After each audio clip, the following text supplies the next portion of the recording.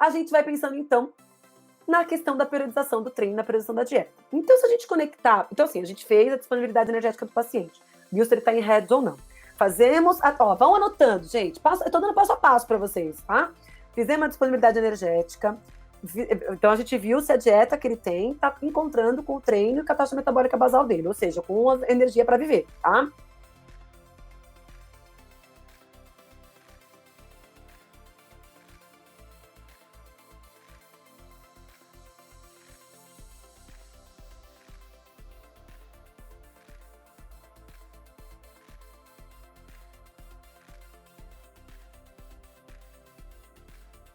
Treinamento, então volume e intensidade, tá? Tipo de treinamento, se é aeróbio, se é de potência, se é de força, se é técnico, se é de velocidade, se é de curta ou longa duração. Então eu preciso entender. Então, um dos problemas que a gente tem em relação a muitas nutricionistas é que elas não entendem de treino. Nós não entendemos de treinamento. É claro que eu sempre digo isso em aula também, né? Eu tenho, graças a Deus, eu tive a sorte, né? Eu tô só vendo que o pessoal tá perguntando aqui. Não, travou, calma, vai voltar, gente. Já voltou. Será que travou? Eu repito. Vamos ver. Voltou. Já botaram lá que faltou, tá? Então, até a Lilian colocou uma coisa aqui, que ela tá colocando. A Lilian também é minha parceirona. Que o REDS não só compromete a performance, mas leva a inúmeras doenças, osteoporose, desequilíbrios hormonais, né, que pode comprometer a performance desse atleta, tá bom? Ela deu uma aula super legal no Women's Health esse ano, falando só sobre esse assunto. Mas voltando, então assim, se a gente pensar em periodização do treino, carga de treinamento, então a gente tem que saber qual é o volume e intensidade desse treino. O tipo de treino, se é aeróbio, de potência, força, técnico, velocidade, curta ou longa duração, tá? Eu preciso saber qual é o horário do treino. Se ele treina a Deus dará, ou não tem horário específico, aí eu quero morrer, né? Porque é muito difícil a gente fazer orientação nutricional assim. Se ele treina de manhã, de tarde, de noite, ou treina 2 períodos, tá? Aí eu vou entender os aspectos nutricionais. Então eu vou ver qual é a quantidade do valor calórico da dieta. Eu já falei para vocês como a gente faz a disponibilidade, não só a quantidade do valor calórico da dieta, mas especialmente a disponibilidade energética, tá? O tipo de plano alimentar. Então, assim, a ingestão de carboidrato, proteína, lipídios, suplementos, se faz jejum, a hidratação, tá? E o Nutrient Time, né? Então, assim, a dieta dele é organizada de acordo com o treino, né? E se a gente vai fazer um plano para meses, a gente vai fazer um plano para semanas. Então, a gente precisa levar em consideração esses aspectos nutricionais para cruzar com as questões de treinamento. Eu só quero voltar a falar uma coisa, não sei se travou a hora que eu estava falando, que um dos problemas que a gente tem em relação à nutrição é que muito nutricionista não entende de treino. E aí, se a gente não entende de treino, é difícil prescrever nutrição. Porque a gente precisa fazer esse match, sabe? A gente precisa fazer esse match entre a periodização do treinamento e os aspectos nutricionais. Quando eu cruzo essas informações, eu tenho o que a gente chama de periodização nutricional. Então, é uma coisa super simples, que foi sistematizada pelo Mujica, pelo Jack Andrup, que são pesquisadores renomadíssimos em nível mundial, que sistematizaram esse olhar entre a ligação do treinamento com a nutrição e trouxe a questão da periodização nutricional, que é, então, otimizar a recuperação para permitir as respostas adaptativas do treinamento, planejar soluções nutricionais que otimizem a adaptação do treino, planejar soluções nutricionais que otimizem a performance competitiva e periodizar a composição corporal. Então, vejam que quando a gente consegue fazer esse match entre periodização de treino e aspectos nutricionais, eu consigo muitas respostas que podem gerar performance esportiva, especialmente na modulação da resposta adaptativa de treinamento, especialmente na questão de recursos que otimizem a performance esportiva e a otimização de recuperação. Porque se eu melhoro a recuperação desse atleta, eu consigo fazer com que ele tolere as sessões de treino acumulativas e consiga ganhar performance, né? Além, claro, da questão da periodização do treinamento, tá? Alessandra, não tem match tabelado para o CrossFit, mas nós vamos chegar lá no CrossFit, nós vamos falar, tá? Dá para a gente ter uma noção, mais ou menos, em relação ao match, em relação a isso. Ó, vamos ficar junto aqui agora. Vamos pensar numa planilha de treino. Eu sei que isso aqui, gente, é assim, o concurso, né? É uma maravilha se a gente tivesse isso aqui de todos os nossos atletas. Eu sei que isso não é possível, mas a gente pode pedir isso para o treinador. Ele tem a obrigação de dar isso para a gente. Ou então a gente vai estudar treinamento esportivo e a gente vai entender, quando a gente pegar uma planilha na mão, um treino na mão, uma semana de treino na mão, eu vou conseguir ir montando esse quebra-cabeça com o meu paciente, tá? Mas no melhor dos mundos, a gente teria uma planilha assim. a fase de preparação, a fase competitiva e a fase de transição. Então, se eu quero competir o campeonato mundial de CrossFit, eu tenho que me preparar para fazer um ciclo de treino, uma fase preparatória, uma fase de competitiva, uma fase de transição. Como que os treinadores separam isso? Separam por macrociclos, que podem ser, primeiro, de preparação geral e preparação específica. Depois, a fase competitiva pode ser dividida em pré-competitiva e competitiva, e a fase de transição, tá? Vejam aqui que nessa planilha que eu coloquei para vocês, a gente tem na preparação geral 7 semanas que são chamados ali de microciclos. Depois eu entro aqui no mesociclo para vocês. Mas os microciclos são as semanas de treino. Dentro das semanas, a gente tem os dias de treino, né? Que são as sessões de treinamento. Mas vejam que na fase de preparação geral desse atleta aqui, tem 7 semanas de preparação geral, que a gente chama de mesociclo 1. Tá? Então, seriam os primeiros ali quase 2 meses, onde ele vai estar só fazendo treino de preparação geral. Independente da modalidade esportiva, tá, gente? Isso aqui é raciocínio de treinamento esportivo. Depois, ele tem 7 semanas de fase de preparação específica, que vai ser o mesociclo 2. Né? Que estão também ali quase 2 meses fazendo uma parte de preparação específica. Então, aqui o volume já começa, começa ainda a continuar aumentando. Na fase de preparação geral, ele começa a aumentar. Na preparação específica, o volume de treino já começa a aumentar um pouquinho mais, né? Então, a carga de treino já está um pouquinho mais alta, em volume principalmente, não tanto em intensidade ainda. Na fase pré-competitiva, o que a gente tem ali? 5 semanas, que a gente chama de mesociclo 3. Nessas 5 semanas, geralmente, a gente tem iniciando uma redução do volume e aumento da intensidade. Onde a gente começa a ter ali uma demanda maior do metabolismo glicolítico, dependendo da modalidade esportiva, tá? Mas a intensidade, ela começa a aumentar de forma um pouquinho mais exponencial nessa fase. E a fase competitiva desse atleta tem 9 semanas. Então, são 3 semanas de mesociclo, 3 meses de mesociclo 4, onde ali a intensidade vai ser altíssima e o volume muito baixo. Então, é onde a gente tem ali uma predominância, principalmente, claro que vai depender muito do tipo de modalidade esportiva, mas é onde aqui, de fato, a gente vai estar treinando aquilo que a gente vai competir. E depois a fase de transição, que seriam aqui 5 semanas, que é o mesociclo 5. Mesociclo 5, isso. Isso aqui muda, gente. Eu tenho treinadores que fazem o mesociclo 1, por exemplo, de preparação geral, durarem 9 semanas. Eu tenho treinador que faz o mesociclo 3, durar 3 semanas. Ou tenho treinador que faz um competitivo de 4 semanas. Tudo isso é organizado pelo treinador, não é a gente que sabe, não é a gente que faz, mas a gente tem que saber. Por que a gente tem que saber? Porque eu tenho que fazer o match da nutrição aqui, eu vou mostrar pra vocês como a gente faz isso, tá? Bom, isso aqui pode ser um planejamento ou mais por ano. Eu posso, por exemplo, fazer um único planejamento desse para um ano. Eu quero competir o Ironman de Floripa. Então, só isso que eu vou fazer. Então, o treinador vai periodizar para um ano. Para daqui até o dia do Ironman de Floripa, eu ter um ano, enfim, com os meses que faltarem, né? Para eu poder conseguir competir. Ah, não, eu quero competir o Ironman de Floripa e eu quero competir o Ironman de Maceió. São 2 Ironmans, um no primeiro semestre e um no segundo semestre. Pelo menos era assim quando a gente tinha competição, né? Então, eu tenho que ter 2 macrociclos, eu tenho que ter dois blocos desses aqui. Então, tudo isso aqui vai acontecer 2 vezes. Às vezes, talvez, o treinador não comece já para o Ironman de Maceió, que é no segundo semestre, talvez ele não comece pela preparação geral, ele comece já pela preparação específica. Tudo vai depender de como foi a fase de transição desse atleta, tá? Como que a gente pode integrar o plano alimentar nesse planejamento de treinamento, tá? Como que a gente faz isso? Sim, Joselito, muito educador físico não periodiza e muito nutricionista também não. Então, existem profissionais e profissionais.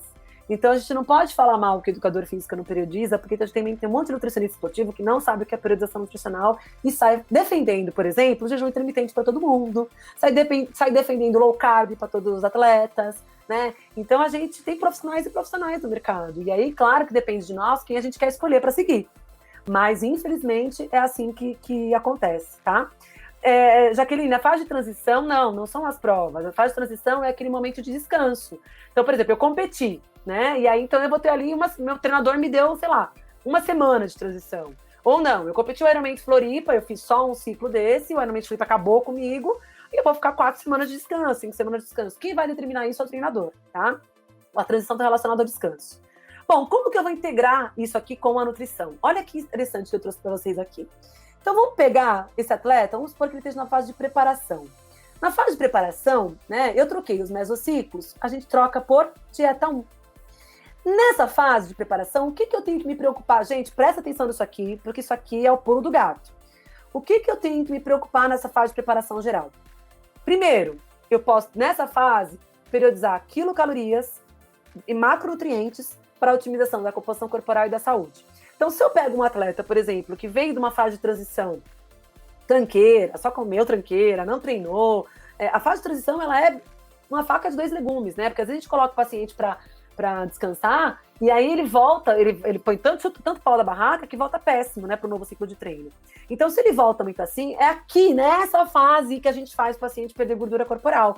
Não é perto da competição, faltando um mês para a competição, que a gente faz o cara perder gordura, gente, pelo amor de Deus, né? Por isso que quando o paciente fala para mim, chega no consultório, vou competir daqui a um mês, preciso perder 3 quilos. Desiste, você vai competir com os 3 quilos. Porque eu não me responsabilizo por isso, né? Vai competir com os 3 quilos a mais. A gente vai fazer isso, uma nova periodização para esse paciente num outro determinado momento, tá? Nessa fase é muito importante a gente periodizar a nutrição para garantir a recuperação das sessões de treinamento. Porque os volumes de treino nessa fase é muito alta. E se eu não acelero esse processo de recuperação entre as sessões de treino, ou seja, entre os dias de treinamento, esse paciente pode, ao longo de todo o ciclo, entrar em overtraining, tá? Nessa fase, a gente faz o Nutrient Time. O que é isso? É garantir a gestão nutricional ao redor das sessões de treinamento. Então, é não deixar sem carboidrato antes, não deixar sem carboidrato depois, não deixar sem carboidrato durante, se for necessário, né? Trabalhar com a ingestão energética o melhor possível dentro do gasto energético que ele está tendo, mais match possível, mais adequado possível. Então, eu preciso muito trabalhar com essa questão do Nutrient Time aqui. E nós vamos falar também, né, do Train Low, que é muito divulgado aí na nutrição esportiva, mas se você quer fazer um Train Low, eu quero fazer Train Low com o meu paciente, eu quero entender como faz Train Low, não vai fazer Train Low em 4 semanas para competir. Você vai esperar ele entrar numa nova fase de treinamento, e a gente só faz Train Low quando o paciente está em baixa intensidade de treino. Em baixa intensidade de treino, deu para entender, galera?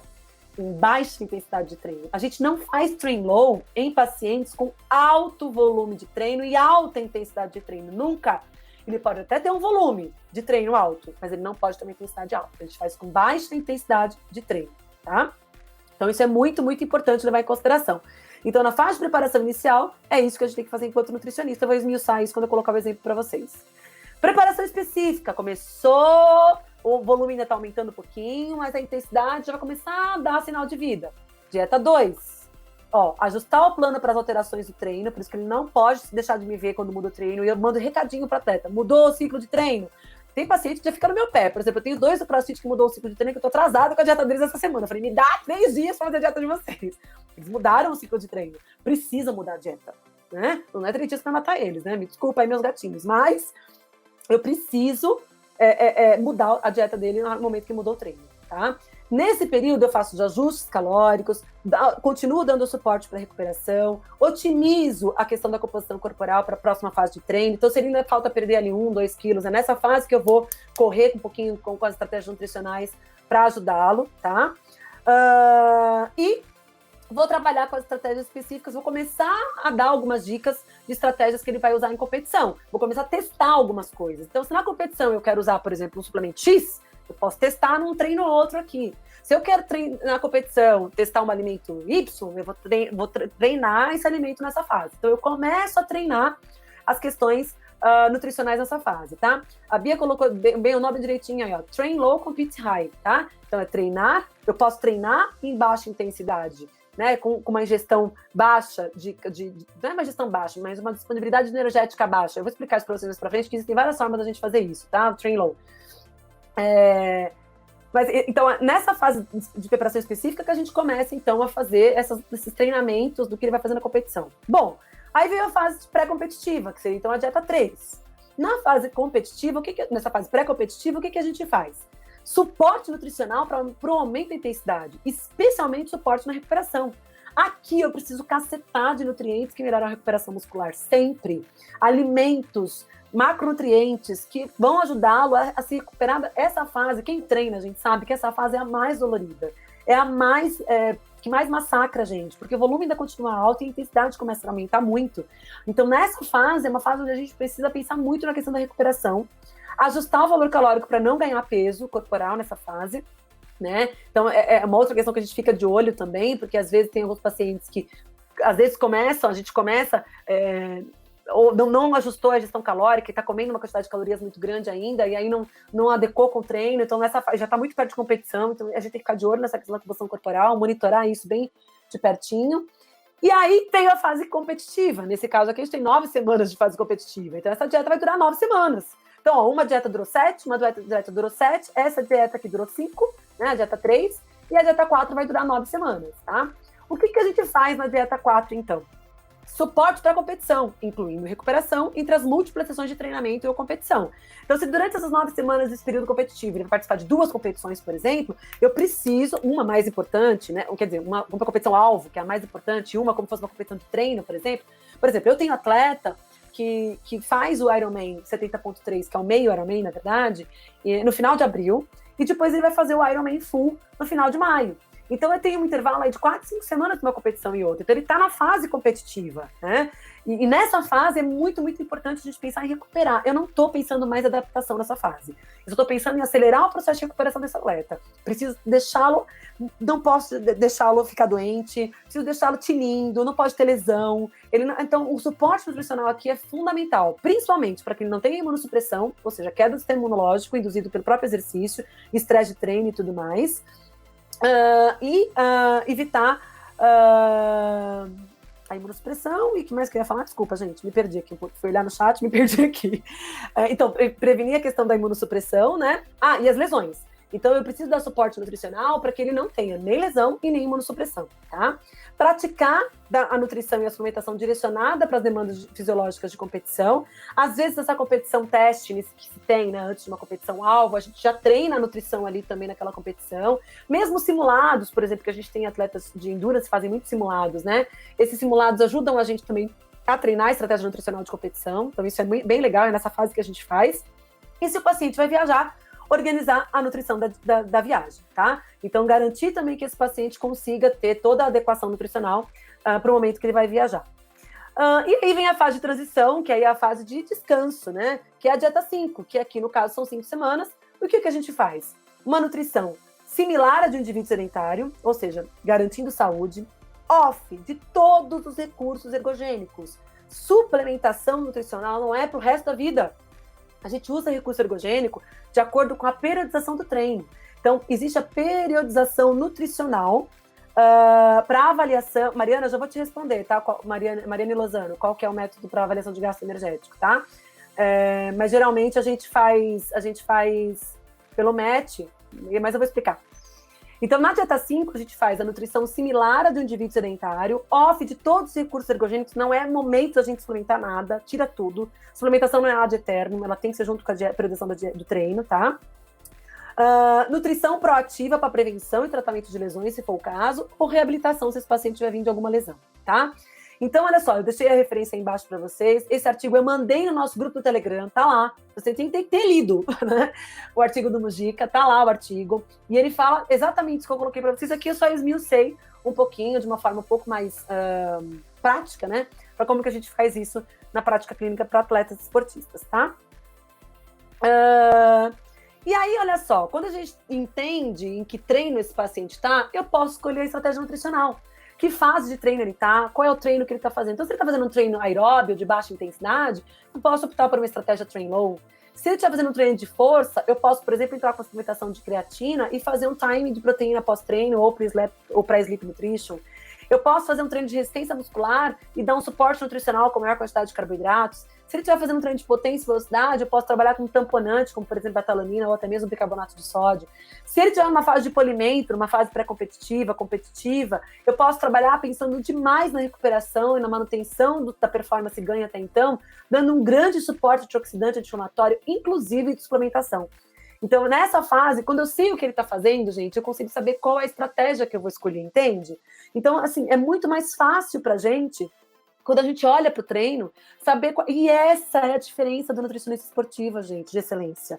Né? Eu botei esse nome, não foi à toa, porque eu acredito demais que quando a gente entende de treinamento, quando a gente sabe o que está acontecendo com o atleta, é muito fácil a gente escolher a estratégia nutricional. Porque se eu tenho conhecimento de nutrição esportiva e associo com o treino, gente, não tem erro, não tem como dar errado, né? A não ser que, claro, existem outros fatores ambientais que a gente falou aí.